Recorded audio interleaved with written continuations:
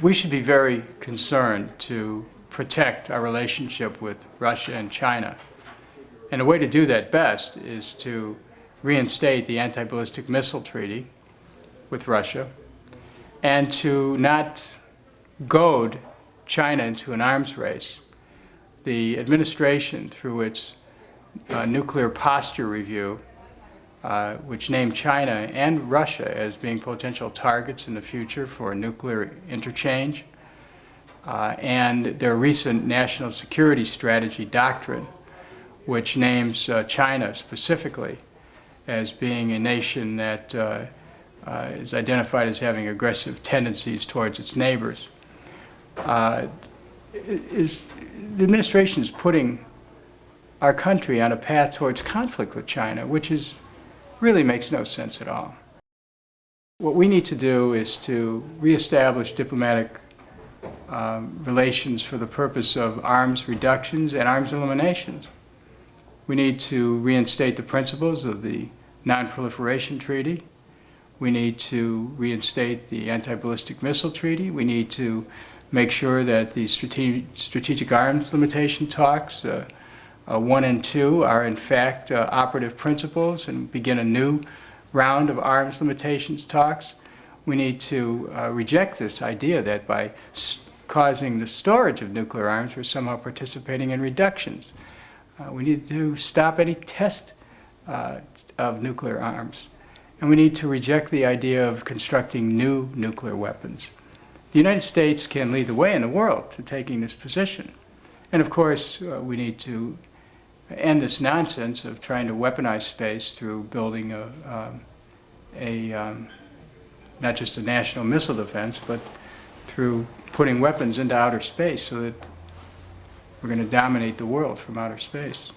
That's a pretension to megalomania that exceeds even the most aggressive science fiction script writing. Vladimir Putin asked the United States not to cancel that ABM treaty. He was actually looking towards further arms reductions. Then the United States decided to cancel it, and Putin basically, went along. But then, a few days later, Russia began to renounce some of the other arms agreements it's had with the United States.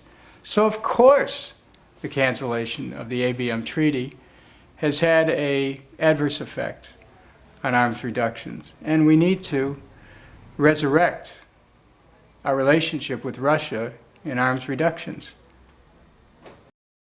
The Nuclear Posture Review is a document that this administration has articulated that assumes that the United States has a right to develop nuclear weapons, notwithstanding the fact that 168 nations have signed the Non-Proliferation Treaty, that the United States has the right to assume a first strike against any nation who they would think might attack them. We should be working to get rid of nuclear weapons, but the Nuclear Posture Review postulates not just a first strike and a list of potential enemies, but also celebrates the idea of building new nuclear weapons. So it's a step not only in the wrong direction, but it's a dangerous voyage towards the unknown, towards a new arms buildup, escalation at a time when the world needs to go in the opposite direction. I mean, what about the implications with other nations here? When Russia sees this nuclear posture review of a United States intending a new arms buildup, what does it think with all the thousands of nuclear missiles that exist in Russia? What does China think with its 24 intercontinental ballistic missiles and yet a huge economy that has the ability to produce more of these weapons if they want? What do India and Pakistan think about nuclear rearmament and nuclear buildup when the United States gives the green light for that? So we need to reorient our thinking towards getting rid of nuclear weapons. And That was the commitment of the Non-Proliferation Treaty. That was the dream of START 2, START 1 and START 2. That was the intention of the ABM Treaty, so that we would create a condition which would not lead to an arms buildup. Star Wars would not have stopped those planes from flying into the World Trade Center. Those planes were seized with individuals who had box cutters. I mean, what would Star Wars have done to stop that? Nothing. Star Wars, or the National Missile Defense, as it's known in Washington, doesn't work.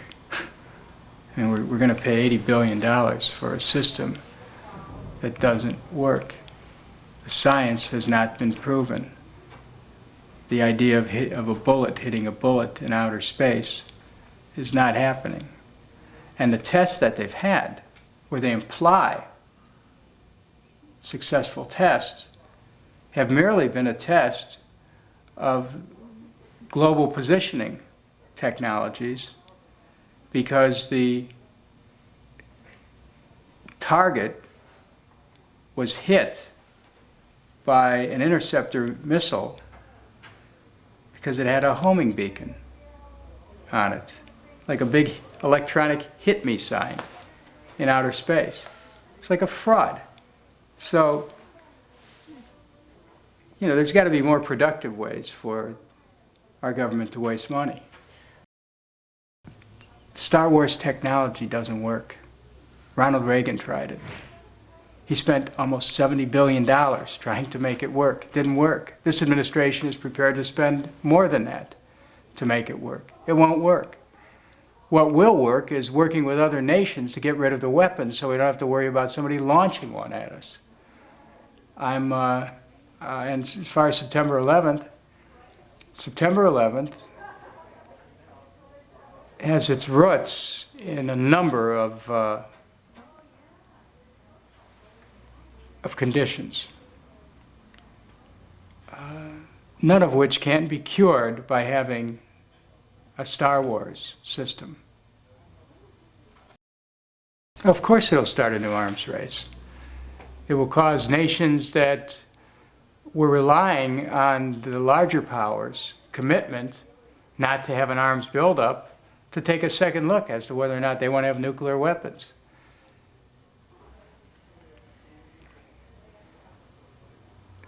There's just no question that the United States policies today are furthering a buildup of nuclear arms. If you want to get rid of nuclear weapons, give the example. I mean, we're the leader in the world in terms of the sheer volume of nuclear weapons. We ought to set the example and begin the arms reductions. We can't preach to other nations about how they shouldn't have weapons of mass destruction when we're building our arsenals. The weaponization of space is a specific plan that's embodied in a document called Vision 2020.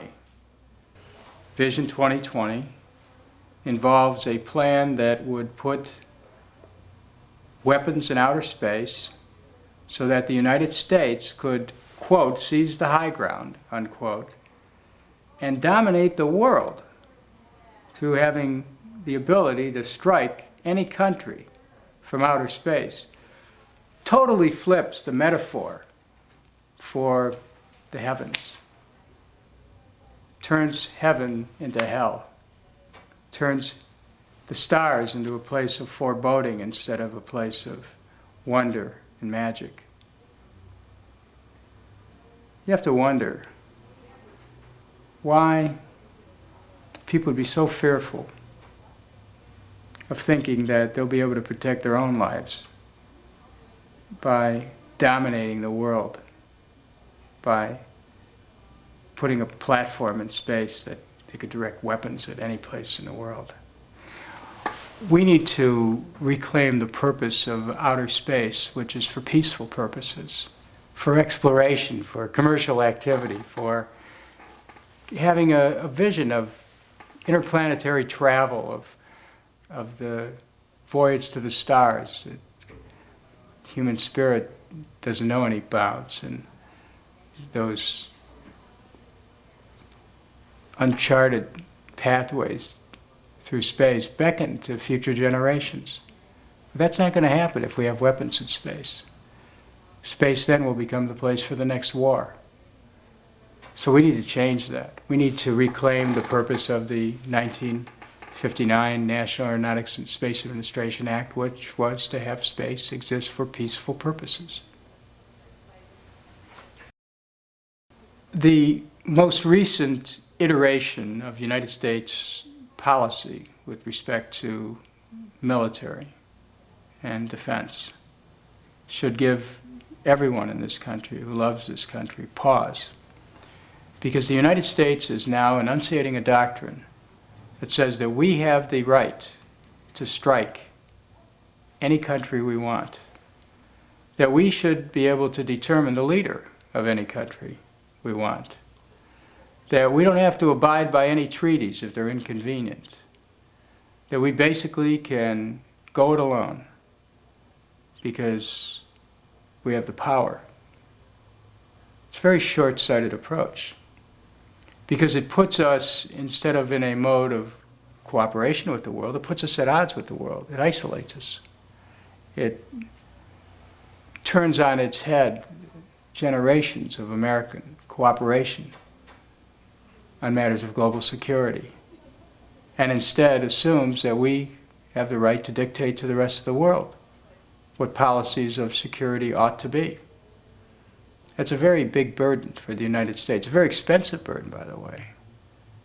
It could cost this country incalculable amounts of money that would deprive us of the ability to take care of our own domestic needs. There's a big price to be paid for being the policeman of the world. There's a big price to be paid for believing that you have the resources and the power to replace any leader you want. There's a big price that's paid when you want to send your sons and daughters to foreign countries to put their bodies on the line for commercial interests that the United States may have. The agreement between Russia and the United States to seemingly limit arms does not do that. It stores the arms. It doesn't get rid of them. I mean, I've been promising at home that I'm going to get rid of boxes in my basement for years, okay? Those boxes are still there. I can't say that I reduced the boxes just because they're in storage. The only way that I'd reduce them is if I got rid of them. The United States doesn't want to get rid of its boxes in its basement, and their boxes are nuclear.